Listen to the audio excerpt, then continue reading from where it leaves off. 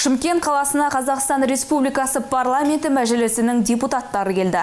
Мақсат елбасы Нұрсұлтан Назарбаевтың табысы аз және көп балалы отбасыларды қолдауға бағытталған әлеуметтік бастамаларды жүзеге асыру барысымен танысу. Сонымен қатар сапар барысында бірқатар әлеуметтік нысандарды аралап, олардың сапасына аса мән беріп, өздері тарапынан сыни пікірлерін де жеткізді.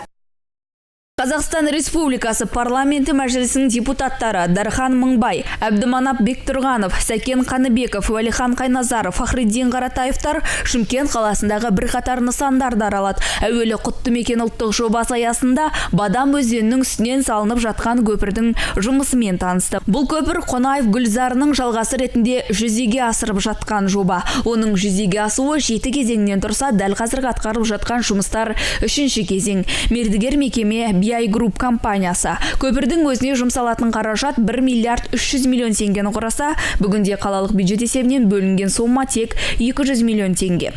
Құрылыс жұмыстары уақытша тоқтап тұр. Бәлкім осы себеп болды ма, басшылықтың төбе көрсетпегендігінен бе, мәжілісмендер аздап ашуға булықты. Дегенмен олар мердігер компанияның көпірдің осы жылы толық аяқталады деген уәдесін алып кетті.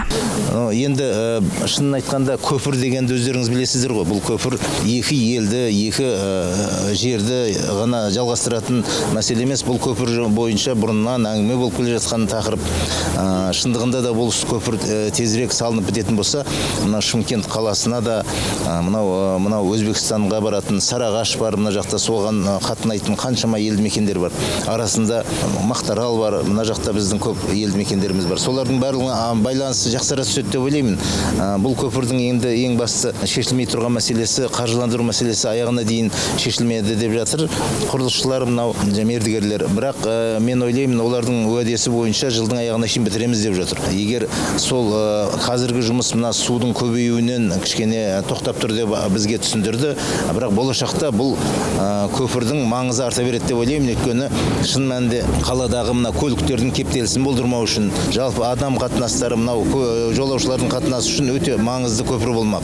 Бұл көпірдің құрылысына меніңше ойлаймын, жергілікті билік өкілдері, әкімшілік үлкен назар аударса, үкіметке сұраныс жасаса, біз мынау депутаттар тарапынан ондай ұсынысты қолдауға әзірміз және қолдаймыз деп ойлаймын.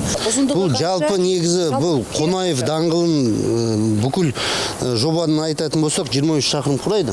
Ол бастамасы Түркістан көшесінен бастап, мына жерде Ақташ шағын ауданында Ташкент тас жолына шығатын.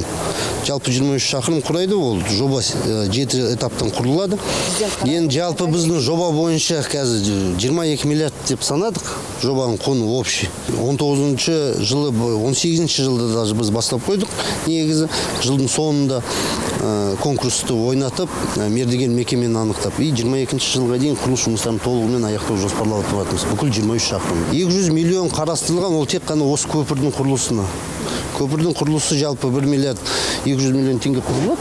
Сол ақшасы 200 миллион қаралған бүгінгі таңда.